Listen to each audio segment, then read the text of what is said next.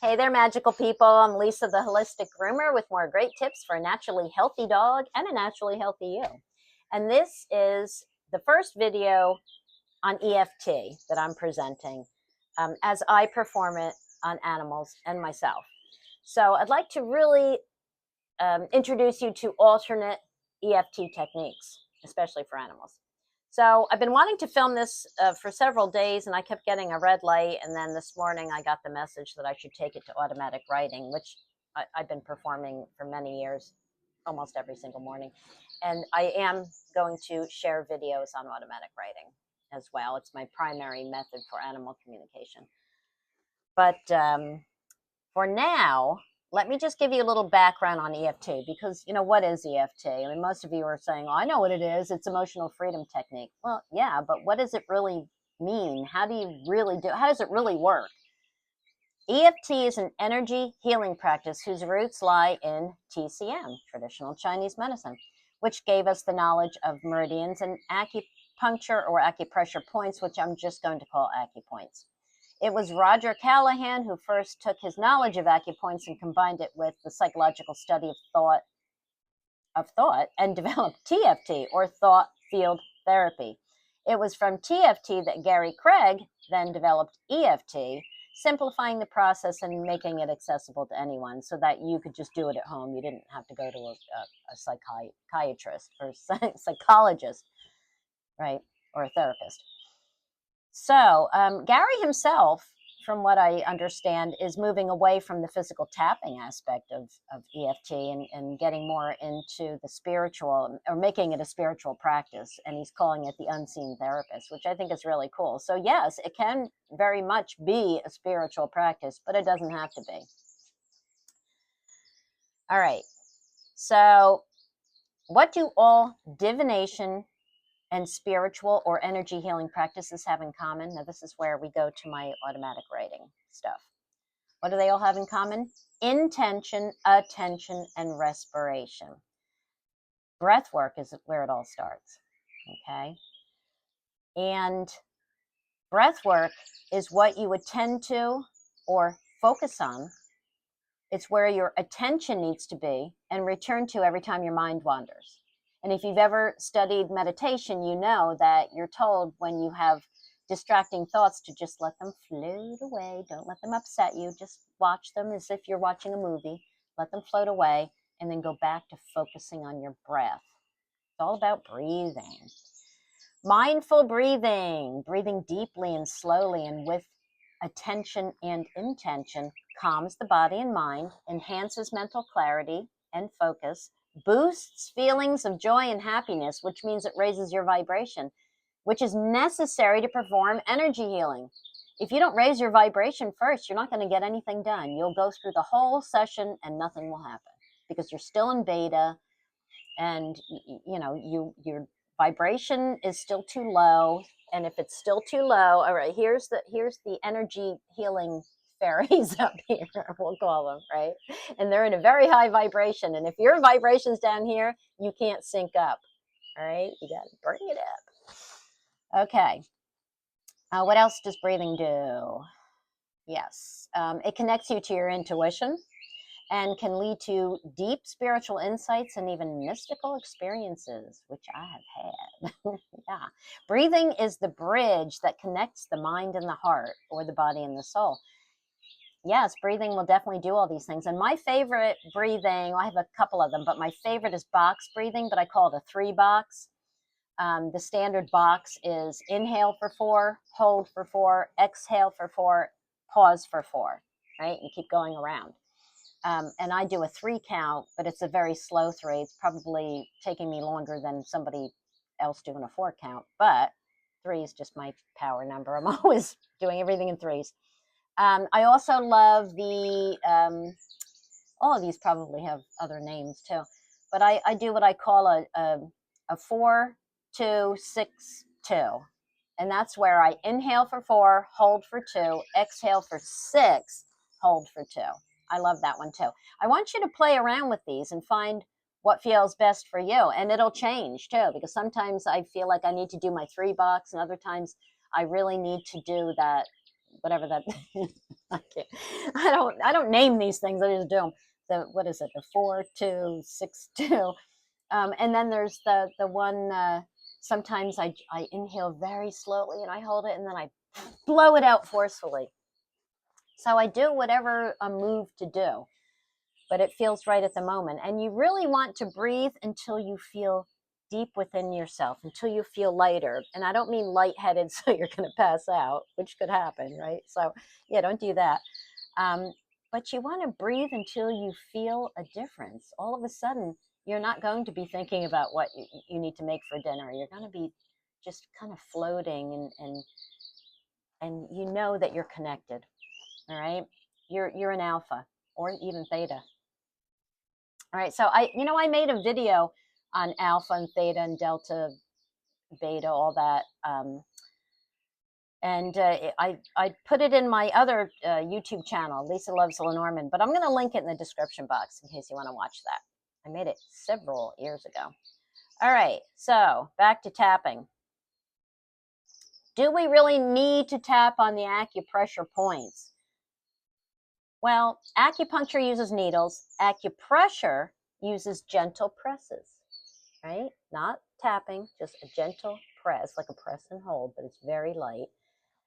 T-Touch for Animals, Tellington Touch, uses light presses in the form of 1 1/4 turn circles. Okay? I was fortunate enough to meet Linda Tellington Jones back in the 80s when she was still traveling around teaching her method. And I met her at a stable I used to show dressage at. And yeah, it was really, really interesting. That's what got me into that. Anyway, let's talk about animals. Animals are much more sensitive to energy and to touch. They aren't natural touching creatures like humans are. And maybe that's why they don't have hands.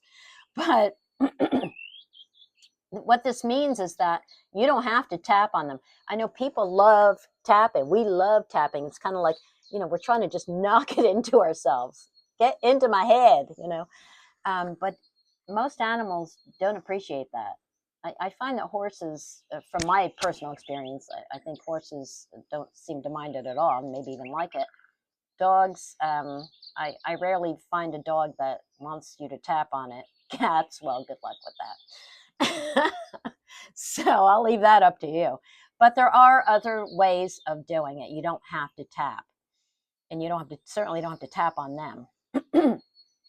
So this led me to do more research when I was trying to find another way of doing it, and that led me to TAB, T-A-B. TAB stands for touch and breathe, and this technique is an offshoot of thought field therapy, or TFT, and it was developed by Dr. John Diepold, D-I-E-P-O-L-D. Say it however you want to say it. But anyway, he did that back in the 90s. He came out with TAB, and it's just like EFT, it's just like tapping, but instead the focus is on breathing and touching. So you're touching the acupoint and you're saying your whatever, right? You're reciting your script, and then you take a breath before you move on. So you would say, you would start on your karate point, say, right? Instead of tapping on it, you would hold and say, just because I feel so embarrassed by my aggressive dog, I still love and accept myself and my dog. And then take a breath. And then you would move on, right, to all your different points. That's TAB in a nutshell. All right. So, are you limited to tapping only on the tapping points, the standard tapping points? Yes, this is a tapping monkey that I got one year for Christmas. Isn't he cute? But yeah, these are the standard tapping points, right? Does he have one under his arm? I guess that's what these are. Yeah, these are for under his arm. No, you don't. You can tap on the chakras, okay? And let me explain that very quickly. Chakras are energy centers linked to specific organs, emotions, and life functions. Acupuncture and acupressure involve stimulating specific points that influence the flow of qi through meridians. Stay with me. The chakras are located on or near these same meridians and acupuncture points, acupoints. So, to get started, go ahead and print out your chakra diagram for the animal you're working on, and you can use that as your focal point, right? You can just be staring at that, and you could be tapping on your surrogate, Steffi, and looking at the chakras and going through your script, right? Speaking for your dog. I am so afraid of people. I feel like I have to defend myself. That's why I'm acting aggressively. And you're just tap. Oh, I was just doing the tab. You can tap on your surrogate, or if you had your hands on your animal, you would just be doing the hold and breathing, right? So even though I'm acting out because I feel like I have to defend myself, I know that my mother still loves me and that I am safe. And then take your breath and then move on. Okay? Now, the important element of any type of acupoint therapy is the script. It's the thoughts and the words that you add to the action. All right? We call the dialogue a script. And like any story, it has a beginning, a middle, and an end. So the beginning is your setup statement where you talk about the problem. The middle is when you just let yourself go and see what comes out of your mouth, basically. You want to, dig deep into the details of the issue and how it makes you feel, all right? Or if you're speaking for the animal, how it makes them feel. All right, so it's where you release all of the pressure and where you remind yourself that you really are sweating the small stuff. It's all small stuff, and we're really giving way too much energy to things that we don't like, right? And that's where you start to let it all go, and that brings you into the end where you start releasing it all and just saying, you know what, I don't need to worry about this. I'm just going to start focusing on what I want to say and what I don't like that I'm seeing, because that just represents past momentum that I built up with bad thoughts. And you'll get into all that. It'll flow when you're doing it. So when you work with animals, you have two basic scripts that you can recite. And you can write a script ahead of time. It can be a formal script where you can go into automatic writing and see what comes up and write it all out. And then you can just read it when you're actually working with the animal, or you can just let it flow, right? See what comes out as you start doing this, because you can just get a setup statement like, even though I act aggressively toward people, I still love and accept myself. That could just be your basic setup statement. And you can just keep saying that as you go through the points. And then all of a sudden, more details will start to come out and feelings will start to come out, and it'll all start flowing. All right. So that is the script. And there's a lot of information on EFT scripts online. There are books you can buy. I love, what's her name? Tessa. Oh, all right. Well, you know what? I'm going to link it in the description box. Brad Yates, right? I call him the Tap Master. I love Brad. But Tessa Kaysen, is it? Tessa Kaysen. I love her too. Anyway, yeah. And then there's people who just do animal EFT.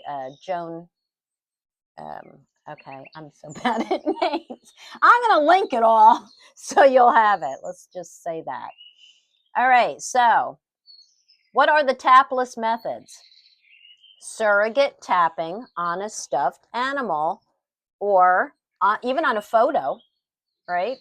Or on yourself. So you could be speaking for the dog. Put yourself in the dog's place, and you're speaking for the dog. Even though I am afraid of thunderstorms, even though I have this intense fear of thunderstorms, even though I chew up my mother's shoes when there's a thunderstorm, I know that I am safe. I know that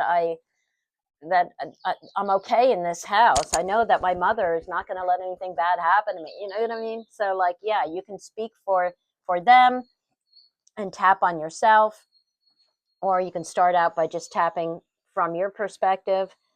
You know, even though my dog chews up my shoes during a thunderstorm, you know, I still love him. I know it's going to be okay. I know I can get him past this, that kind of thing. All right, so that's surrogate tapping, or you can use the tab method, the touch and breathe directly on your animal, where you just touch the points or touch the chakra locations, say your stuff, breathe, and then move on to the next one. All right, so those are the tapless methods. So what I'd like you to do this week is practice your breathing. Number one, start working on your scripts for what you want to work on for your animal, and start practicing tab on your animal or surrogate tapping on yourself or a steppy. Okay, so that's it for this video. I hope that all made sense to you. And I'll see you in the next one. Bye for now.